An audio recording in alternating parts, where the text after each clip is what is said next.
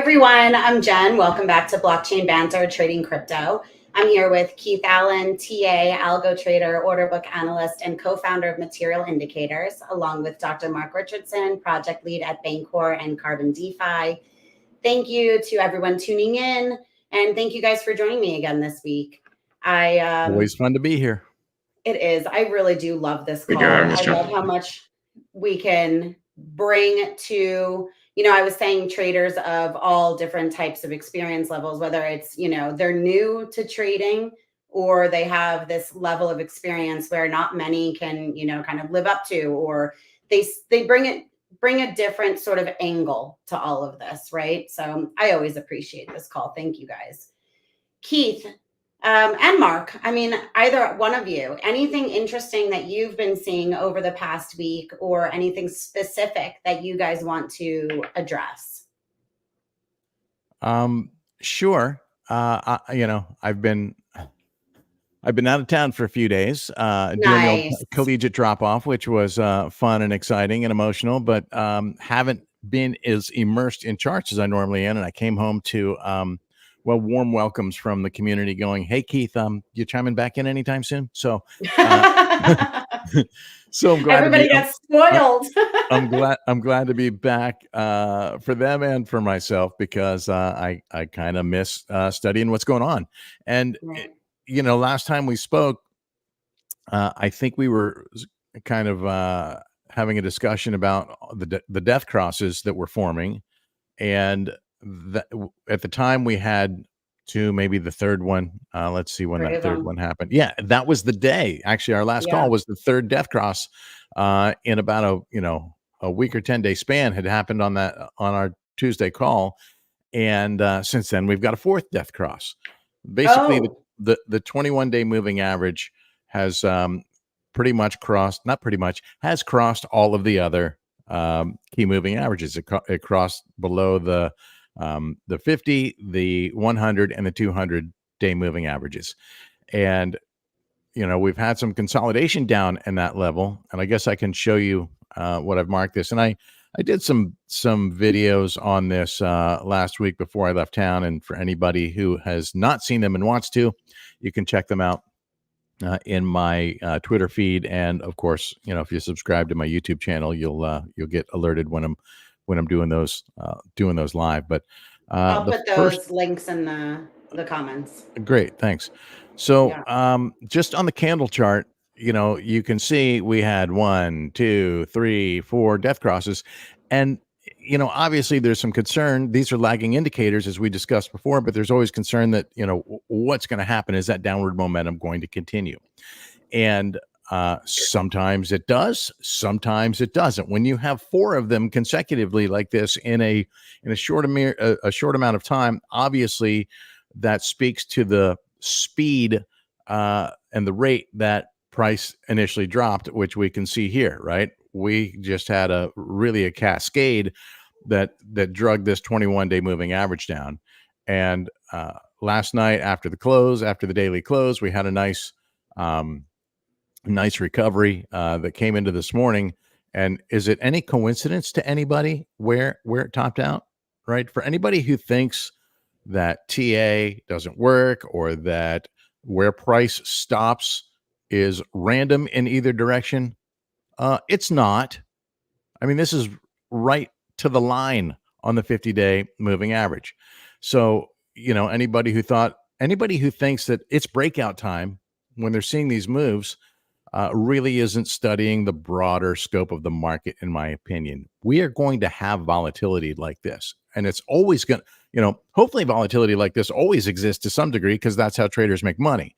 But I don't know what your thoughts are on this, Mark, but I really think that just with kind of the macro picture, I think that the market is in a bit of a holding pattern. Yes, we're chopping around this range, and chopping often is kind of a consolidation. It could be chopping for distribution. It could be chopping for accumulation. And we'll get to that, see if we can identify that here shortly. But, we have Fed Chair Powell is going to speak Friday from Jackson Hole. There's a symposium in Jackson Hole. It's largely believed that there's going to be rate cuts coming in September. Powell does not like to surprise anybody, right? He also doesn't commit to anything, right? He's not going to paint himself into a corner. But my thoughts are that the market is just going to kind of play this game through this range, um, hoping that we get some indication, some clues, breadcrumbs, Easter eggs, whatever you want to call them, from Fed Chair Powell on Friday when he speaks from Jackson Hole. And if we get some clarity at that point, then the market will react relative to what messaging he's sharing with us. If we don't get any clarity, well, we just continue to range until we do get that clarity. What are your thoughts, Mark? Yeah, I think that you're right to point out that the wicks up to exactly one of these moving averages is not a coincidence, and it shouldn't come as any surprise to anyone that this is kind of where TA has its roots, and it's because the people that are marking out the price for stuff are paying attention to the same charts that we are and have access to the same. And so for their risk levels, if they think that the price is going to continue trending down, then they're going to mark out their higher price relative to one of the moving averages. And so algos, it's not, and algos are programmed for that. Exactly. So it's not mysticism. We're not fortune telling. It's just we're reading what the chart does because it's telling you how the people that are moving the prices around are evaluating their risk. And basically what you're looking at is people refusing to continue trading above one of these moving averages because they're expecting the price to continue moving down. Now, a lot of these people are very sophisticated institutions with enormous amounts of capital to throw around. And they will continue trading at even what they consider to be the high price because they get kickbacks and other things from exchanges and from other sources to keep the market liquid at a certain price. But that doesn't mean that they are compelled to, nor do they have the mandate to continue trading it higher if they think that is if that's not what they want to do. So short version is, these moving averages are extremely helpful because they have historically been relatively well respected. And if you know what you're looking for, then I think that this is the market, or the people that are in control of the market, I should say, or at least have the most influence over it, are indicating that they are preparing for a larger move down. And it's not surprising. I think over the last few weeks, I've already pointed out that especially on longer time frames, on the weekly and now on the monthly, you can see the moving average convergence divergence indicator has definitely started to turn around. For those who don't know, this is this usually has the acronym MACD. And it's an oscillator, so it basically gives you an opportunity to get a glance of whereabouts in a market cycle you are, recognizing that markets trend up and then they trend down for a little while and then they trend back up again. And so we've just come to the end of what looks to be let's not call it a bull cycle, but certainly it's been a bullish year. But yeah, the oscillators are turning around and coming back the other way, which is something that I have been expressing with very high conviction over the last few months now. And it seems that the people that are influencing the markets agree with me. And that's what we're seeing there, is the market bouncing off of these moving averages. Question for you guys. We're talking about Bitcoin specifically at the moment, right? So historically, especially when you see these crosses and things of that sort, like this sort of the signals or the trends that you're noticing, is it generally Bitcoin? I know Bitcoin has a tendency to pull the market with it, right? Like everything, it kind of follows Bitcoin. But is this like alts? Historically, are they going to take the same sort of downturn like drastically? Has it been known to take the market with it? Will alts, are you looking into alts at all to see if they'll at this point outperform Bitcoin, considering the direction this might be headed in? Traditionally, when alts are hypersensitive to what Bitcoin is doing, and ironically, right, and this is why it's usually been espoused that holding altcoins is a dumb idea. because when Bitcoin is very bullish, nothing is as bullish as it. And when Bitcoin is very bearish, everything is more bearish than it. So there is a dichotomy there where it seems that you always get a worse deal. However, when it's not true is when Bitcoin does nothing at all, right? When Bitcoin flattens out and just moves sideways for a long period of time. When we're in the middle of, like, let's say a pause during a larger bull cycle, this is when alts dramatically outperform Bitcoin, like dramatically outperform. This is when you start to see all these new YouTube influencers showing up saying that they made 1000x, 10,000x, that kind of thing.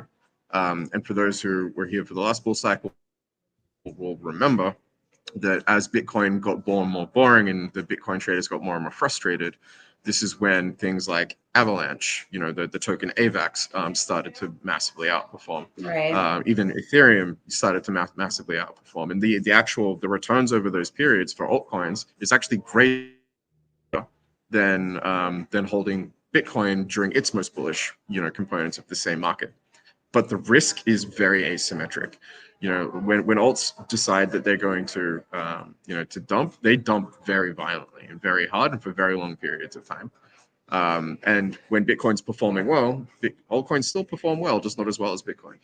So what we're really looking for, if you're trying to take a trading position in the altcoin market, is either trade the volatility itself, and this is something that I've spoken about previously, and sort of the design principles behind the decentralized exchange, Carbon DeFi, or you're waiting for Bitcoin to do nothing, and then you can take a long position on the altcoin market.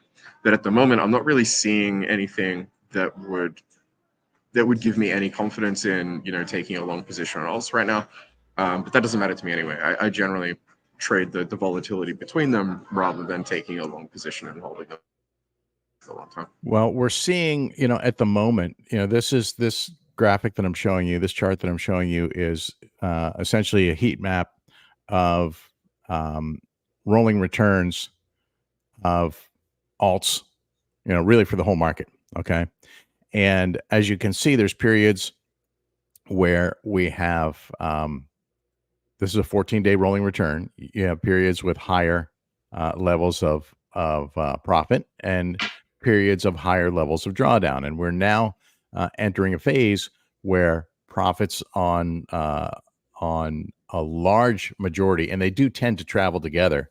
Obviously, there's outliers, but the vast majority of alts are performing, starting to perform very well these past couple days, and that is represented here with a high number of them showing 15-20% or more in profit over the past 14 days, and a relatively low drawdown, which also represented here on the bottom chart.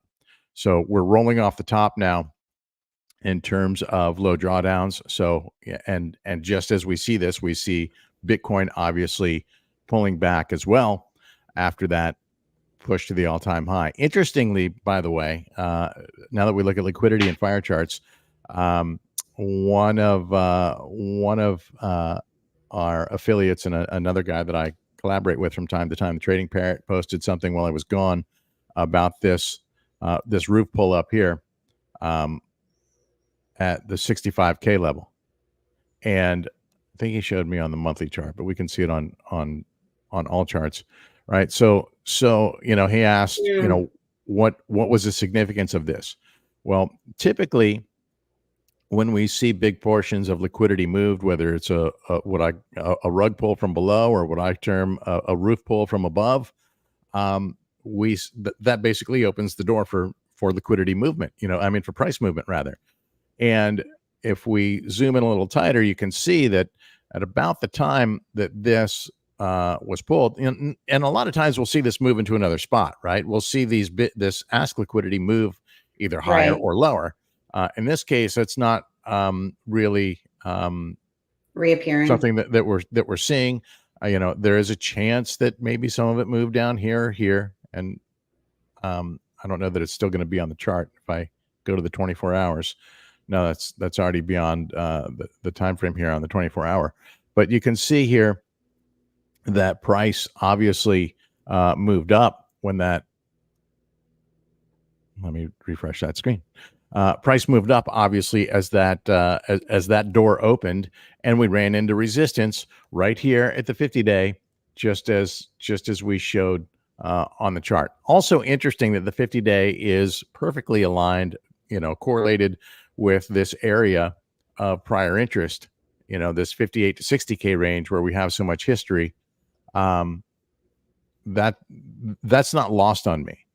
And so the fact that we've hung in this range despite all the doom and gloom, and despite the fact that there has been, and I'm not hearing it talked about much, but there is another round of Mt. Gox distribution happening right now as we speak, right?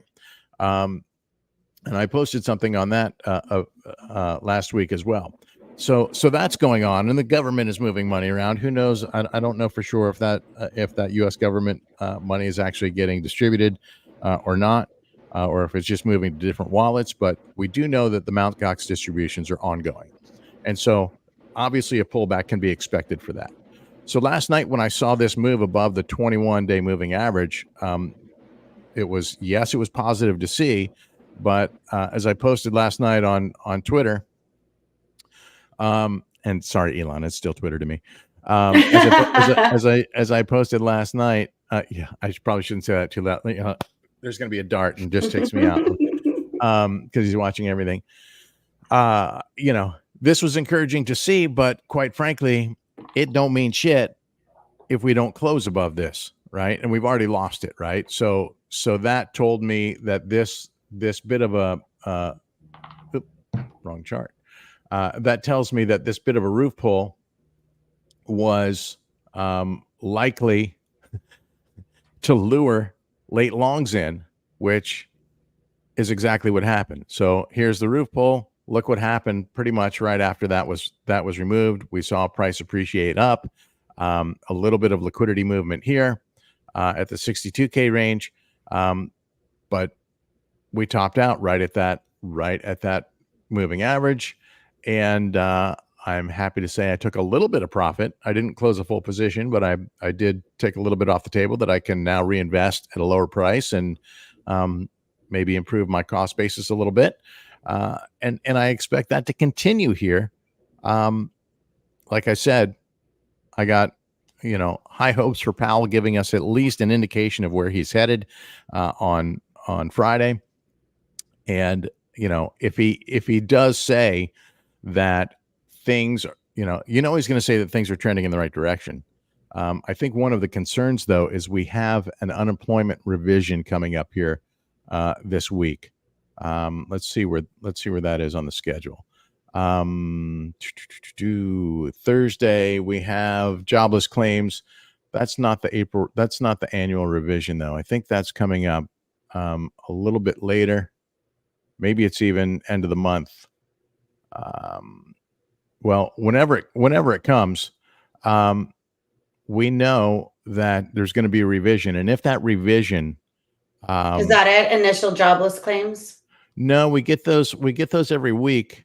Okay. But there is a revision coming. I don't know if it's on unemployment or jobless claims.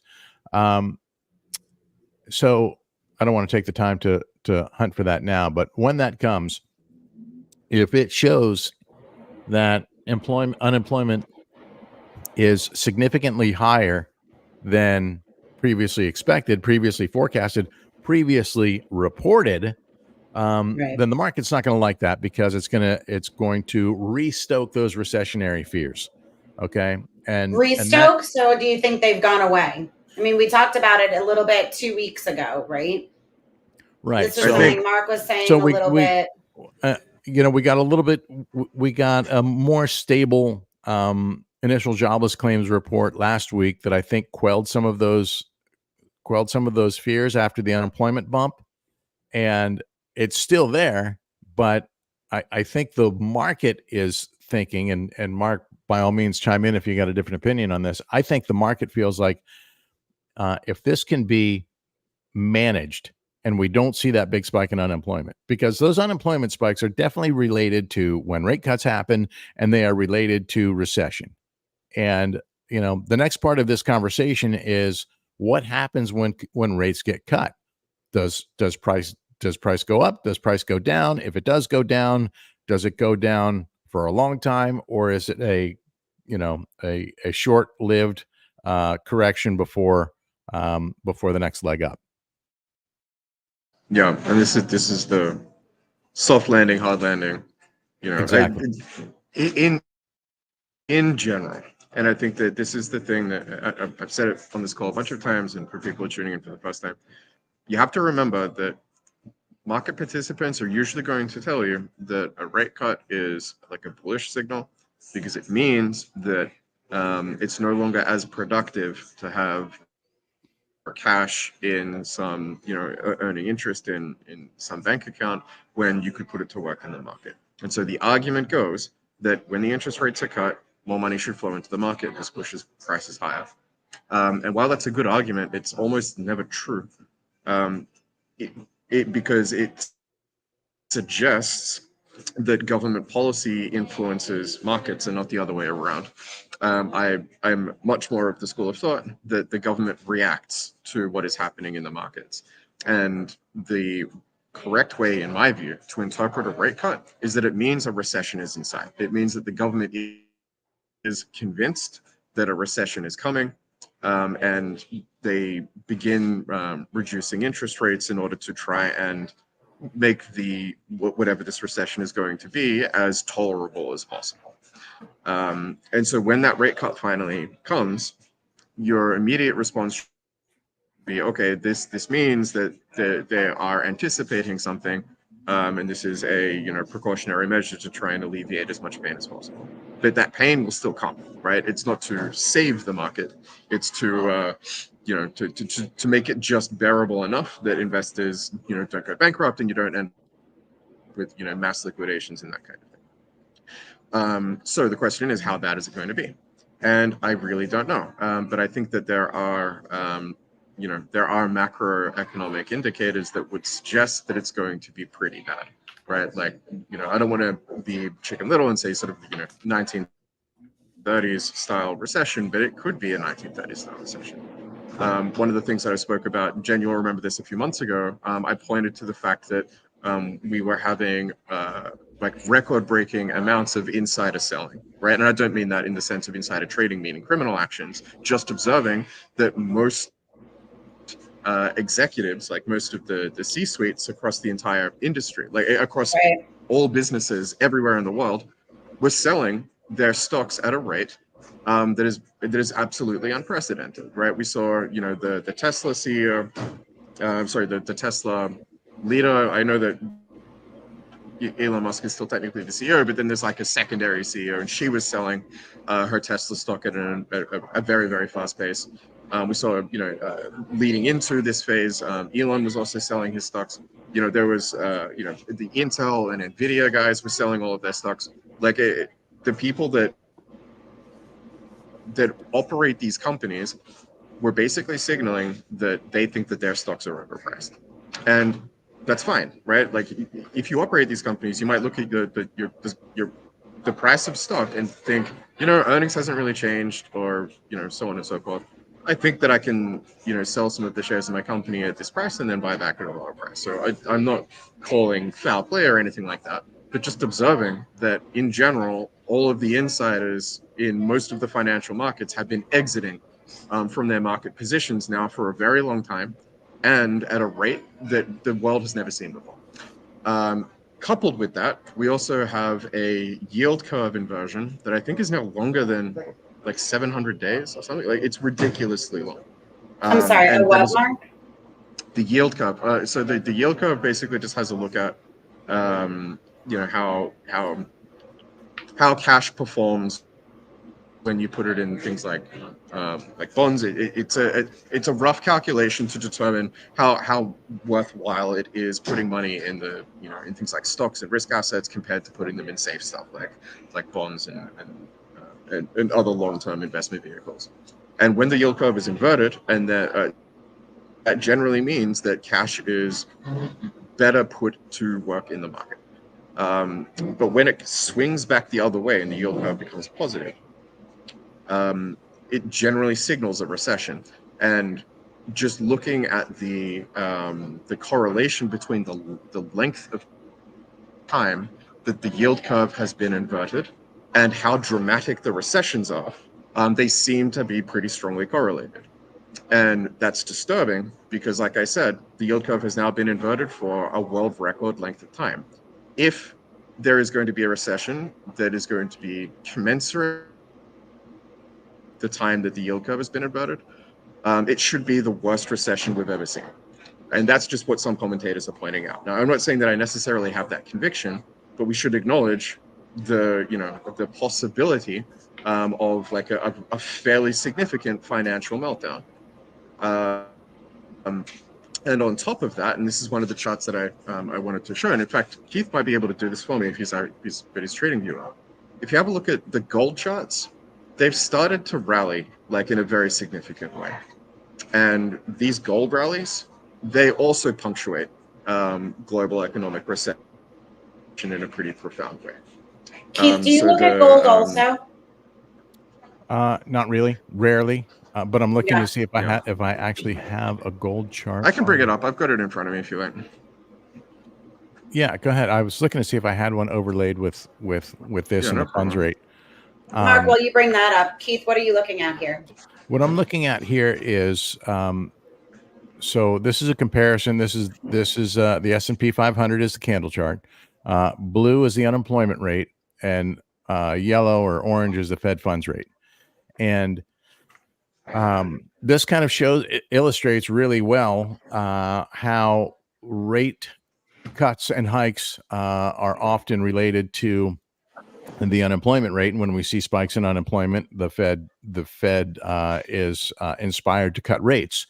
But what I really took from this chart and by studying it is that all rate cuts are not created equally, because there's been a lot of talk that as soon as they cut rates, the market's going to dump, and it might. But oftentimes, there's kind of that buy the rumor, sell the news effect, and then after a small or a short consolidation or correction, I should say correction and consolidation, the market then rebounds. And what seems to be kind of a determining factor is what the outlook is beyond that. And this is where we get into the and I have to preface this by saying I'm no economist, right? But I've been studying and trying to learn. And what I'm seeing is when cuts are small, measured, controlled, incremental cuts, the market tends to do better than when there are larger cuts. So right now there's a discussion over whether, hey, if the Fed cuts in September, is it going to be a quarter point? Is it going to be a 50 basis point cut? And of course, there was all this screaming and hand waving a few weeks ago for an emergency meeting and an emergency cut.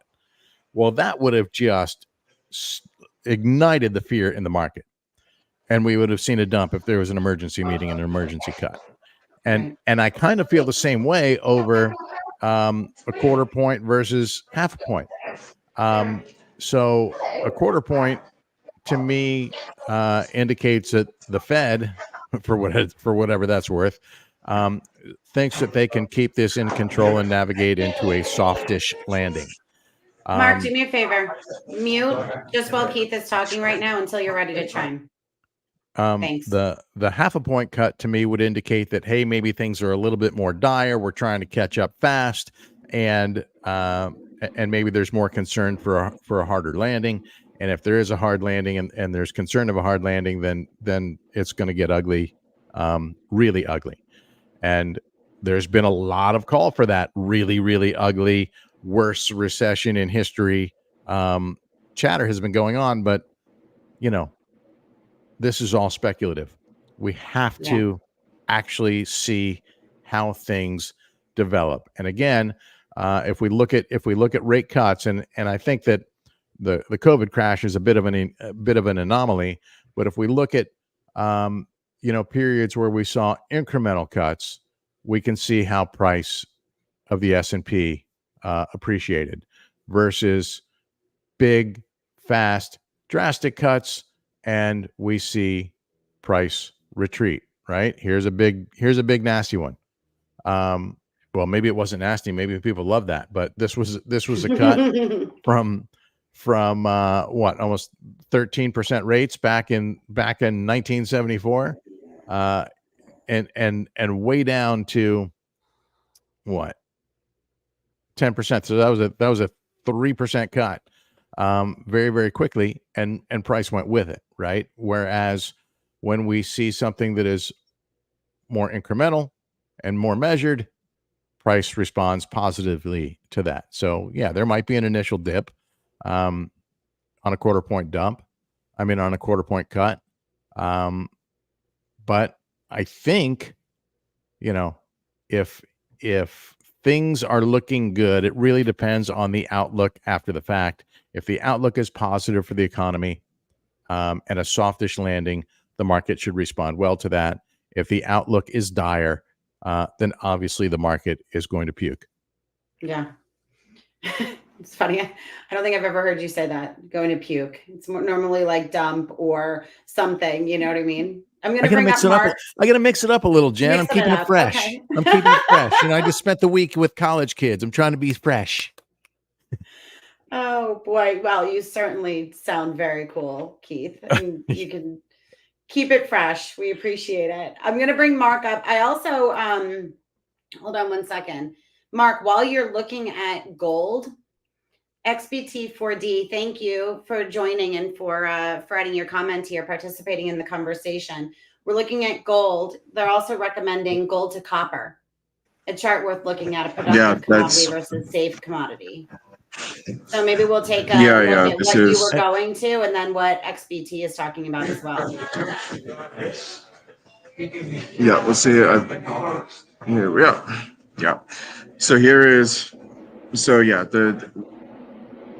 what is being pointed out with the gold to copper is that copper is something that you need, like, that you use, right? Like it's an infrastructure material.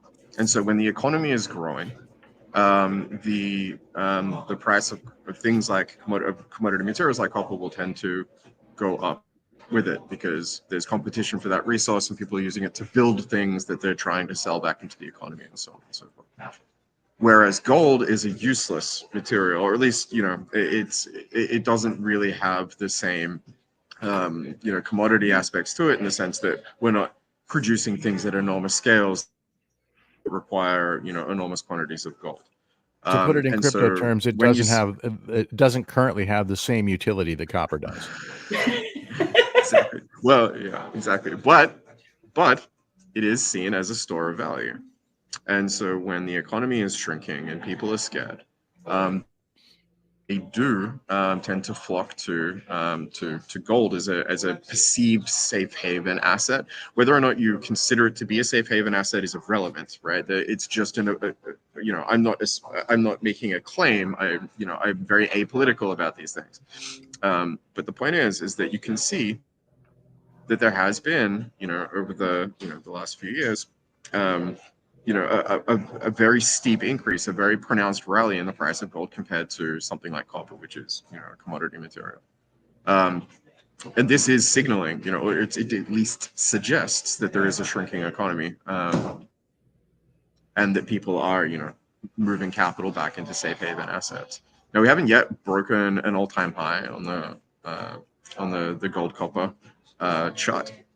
But we will see. It is trending in the right direction, again, to signal a recession is coming. And gold by itself versus the US dollar has, I think, recently just broken an all-time high. Yeah. So we've been in all-time high territory, since sort of March of this year, but it just keeps going higher. And if we move to the Heikin-Ashi candles, which again is more like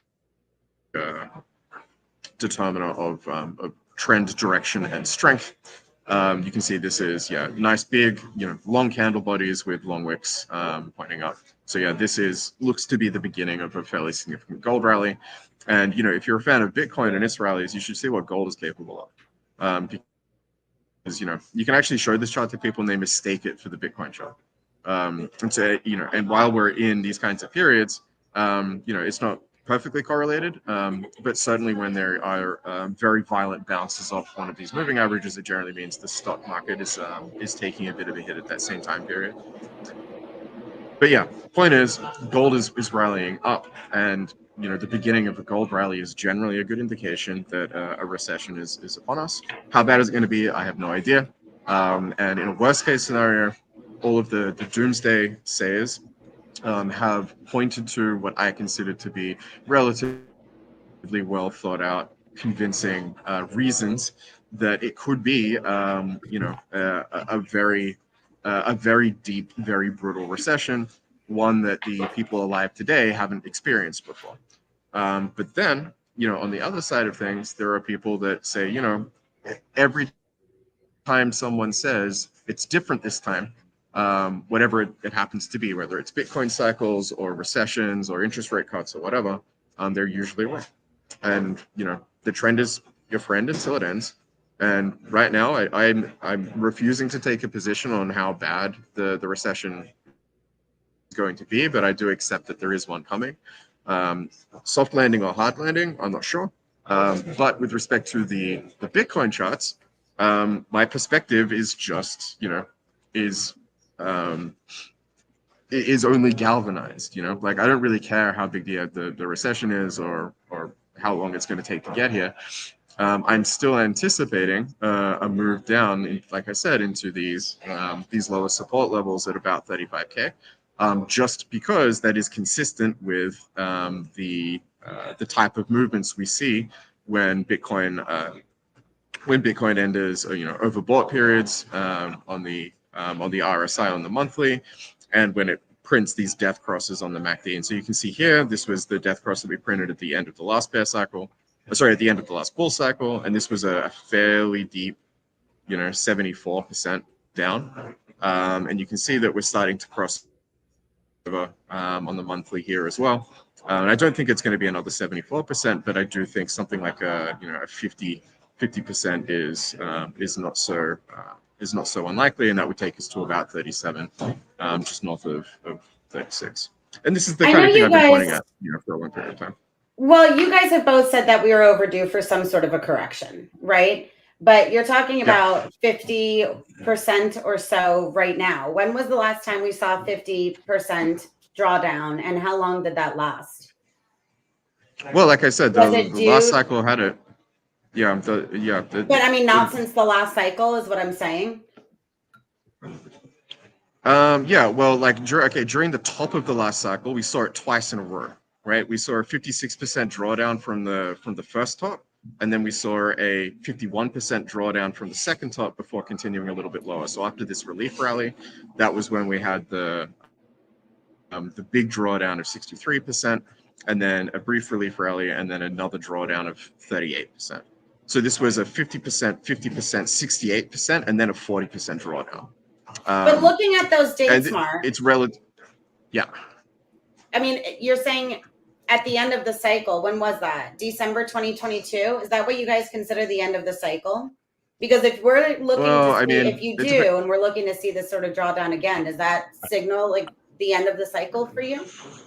No. Like just what I'm pointing out is that it happens constantly on Bitcoin. On Bitcoin, a 50% drawdown is a regular Tuesday afternoon. And we haven't really seen it the last year. And it's that's why I think we're pretty Tuesday overdue. Afternoon. I'm like, I don't know. This is my Tuesday afternoon. Yeah. Don't fuck with. Don't make my Tuesday like that. So I think over the last year, the most significant drawdown that we've seen, if we pull this to the bottom and have a look up here, was this one here, right? So this one took us from. This was about a 20% drawdown, which is pretty mild. If we go back, excluding the this leg up on the. That's what I'm saying. 20% is pretty mild. 50% is pretty significant, right? Like I wouldn't consider that but during afternoon. Well, I don't know, but like during the last bull cycle, we saw 71% drawdowns.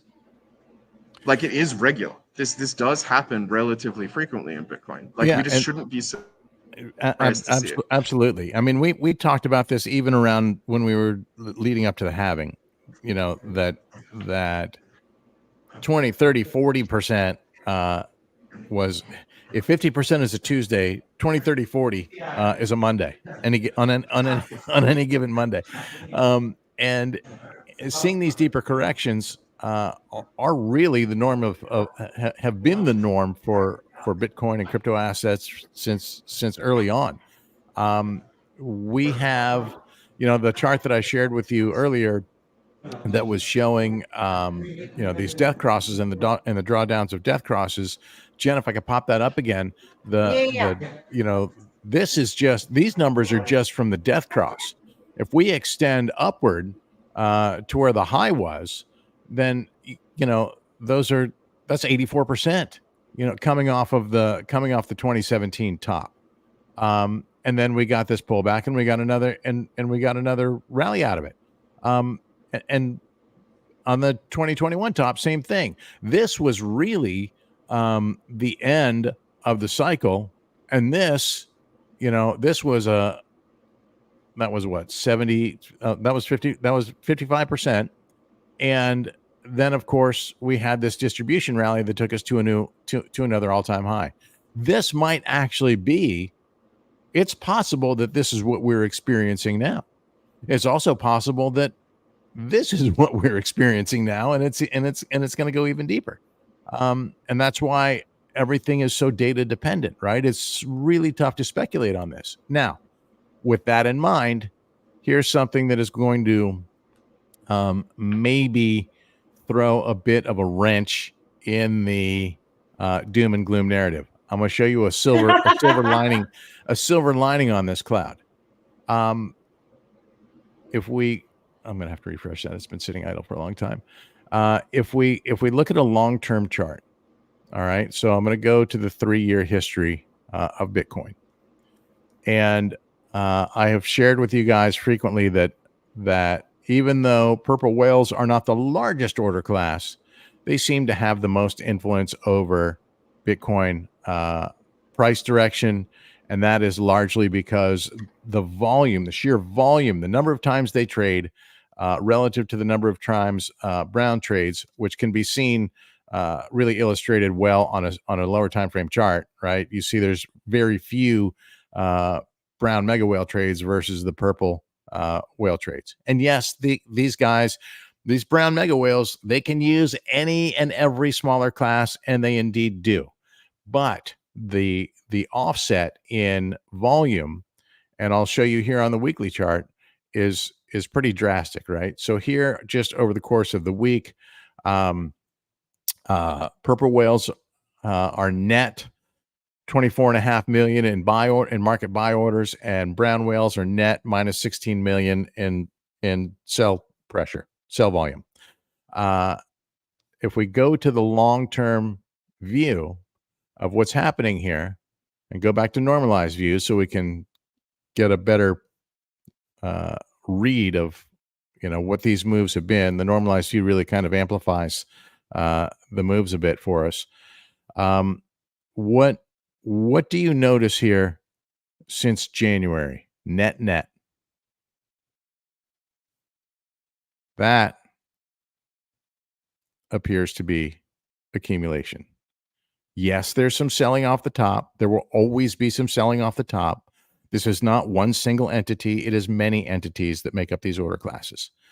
And so with that in mind, all right, and Mark is the king of the principle that says buy when price is going down, right? Well, we see a series of lower highs and lower lows. And guess who's buying those lower lows? Whales are. So there have been some on-chain metrics that show long-term wallets have been accumulating. They're floating all over the internet and all over the social media platforms, so you can find those for yourselves. That doesn't mean that the breakout is coming tomorrow. That doesn't mean that things can't dump if the Fed makes a move that the market isn't anticipating. Right now, the market is anticipating a 0.25 point cut in September, maybe Friday, Fed Chair Powell gives us some clues on whether or not that will actually happen, or whether that's where his intention is headed. And if he does, then the market's going to respond positively to what they perceive as good news. If they fear hard landing, then the market is going to respond negatively. And if he leaves it open and ambiguous, the market's just going to speculate. And he wants that to happen, right? He wants the market to sort it out rather than him tell the market. He don't want to tell us everything. He wants to tell us enough to not surprise us, but he's not going to give us all the answers.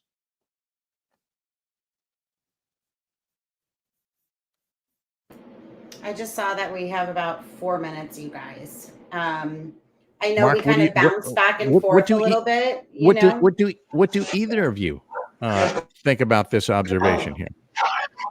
I mean, just technically, it's lower highs and lower lows. Like it's a downtrend. I've also heard, when I was first learning to read charts, the person that used to talk about them all the time would refer to this as mountain ranges, and they generally collapse down. The interesting thing, and I think the XPT actually had to comment up here just a couple of minutes ago, is that there seems to be quite a lot of asking liquidity depth at these levels, right? Exactly. Is this liquidity? Not telling you all you need to know. Yeah, I feel like this is. I feel like these are distribution. Like we are seeing distribution at the tops. And yeah, sure. Like we can observe the whales buying as it goes down. It doesn't give me any it doesn't inspire any optimism in me. He's saying, is that ask liquidity not telling you all you need to know? What it's telling me, so I like the depth of the ask liquidity. I like the depth of the bid side liquidity. What I don't like is the lack of concentrated volume. So yeah, the ask liquidity is telling me that it's not likely that we're going to make this move today relative to the bid side liquidity.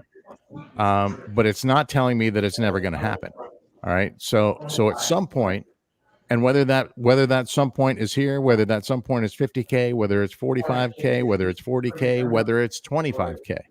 And currently there's no sentiment for 20 or 30K. As you can see, there's literally nothing there. But if price moves in that direction, we'll start to see things moving into that place. So yeah, liquidity is telling me not now, but it's not telling me not ever. And so the question is, so here's something we can gather from this though. But let's look at the ask liquidity that's up here, right? There was 73 million concentrated this one level, and another 55. There was well over 100 million right here in the active sell range back in March, and then more recently in June we had 80 million up here. Still quite a lot over right in the active range. So look at how much it's dissipated. Now the heaviest concentration is 66 million. Still, it has some depth above it, so this is going to be well over 100, maybe even closer to 200 million up above into that 75K range. But what we don't have is something that is insurmountable. Insurmountable at the moment, perhaps, but all it takes is one large block of bid liquidity to appear to kick things up. And those blocks, this didn't take weeks and weeks to accumulate. This showed up, quickly. So it's a matter of when sentiment. It's a matter of when sentiment is there for it to happen. So like if you it's true of the asks as well. Right. So I don't say not now. I mean, I say not now, but I don't say not ever. And, eventually we'll get there. Whether that happens this summer, whether it happens, summer's winding down, right? Whether it happens in Q4, whether it happens relative to the election, whether it happens in 2025, right? We don't know that. Nobody knows that for sure when this thing is going to validate the bottom and make new all-time highs. I just know that that's not happening until we do all the things that we've talked about doing before, right? So for me, we need to see that liquidity change, right? We need to see more bid side liquidity concentrated closer to the price. So for me, that's really above 50, 55K, with where we're sitting right now. A lower low to me means we're going to go retest some levels and potentially move into this. I got so many charts open, it's hard to find out. Potentially we go visit this trend line, which has some confluence with this prior consolidation range. And if this doesn't hold, then Mark, you get your dream target comes into play, potentially down in this 25 to 30K range. I mean, I still think this would be the absolute best place to serve as the foundation for the next leg up. But that's speculative, of course. Again, I need to see the bid liquidity coming into place to really have a chance to push up over this. And once that happens, even if today, which petered out at the 50-day moving average, even if today went even higher and challenged the 200-day, and we start unwinding this, until we're printing full candles above this 2021 top, which has been literally our glass ceiling since we made an all-time high, until we start printing full candles above this, then we don't have a legit shot, in my opinion, of going after this all-time high. And so this is a game of patience and conviction. And if you don't have it, you should probably be doing something else. I was going to say, I wouldn't recommend trading. Yeah. Right? And I'll be honest with you, I'm trading a lot less, right? I've been building a position and I'm watching what's happening. I may have to cut my position and eat some, I'm going to be in profit either way, right? Because my stop losses are not going to let me lose money. But I will be giving back a lot if I let it go down to here. And so this is what I'm watching. But for me to I've tried to forecast these bottoms perfectly, and it's really, really hard, which is why I'm dollar cost averaging my way in, scaling my way in and scaling my way out of positions. I told you earlier, I did take some profit here on this wick. That wasn't because I was watching the charts. It was because I saw what was happening. I programmed that sell order previously. That wasn't an emotional button push today. That was set your levels, let the candles develop, let the price action evolve, and if it hits your targets, stick with it and have no regrets. Could I have squeaked a few more dollars if I was watching it? Maybe, but set your levels and walk away every once in a while. Thank you, Keith. Mark, do you have any last thoughts? Final thoughts for today's show? So it's the same thing. Be careful. Don't trade if you don't have to. Manage your risk. Your position size is completely under your control. No one recommends leveraging anything. And if you're uncertain, or if you're frightened, or if you feel like this isn't for you, don't do it. So it's easy advice to follow, I think. Yeah. Agree. Mark, we didn't even, at the beginning of the call, we normally go, hey, Mark, where the fuck are you? And we didn't have that conversation. Where in the world are you right now? Because every week you're someplace different. Some weeks you're in a bedroom in Texas. Some weeks you're in a bar in Dublin. Where are you now? Dublin right now. Yes. I was in Galway last week, Dublin this week. All right. And I might be back in, I think I might be in London the next time you speak to me. All right. Well, enjoy the world travels. Travel safe. For sure. Thank you guys so much. Thank you to all of the viewers, everybody who tuned in live or the recording. I always, invite questions and comments and things of that sort. We don't get to it today. In the meantime, you know, it's something that we can cover next week. XBT, thank you for commenting and for participating. Always enjoy, you know, seeing, hearing what you have to say as well. So thank you guys so much. And we will see you next Tuesday, same time, 4 p.m. UTC. Have a good week, everybody. Trade safe. Thanks, guys. Thank you, Kate. Thank you, Joe.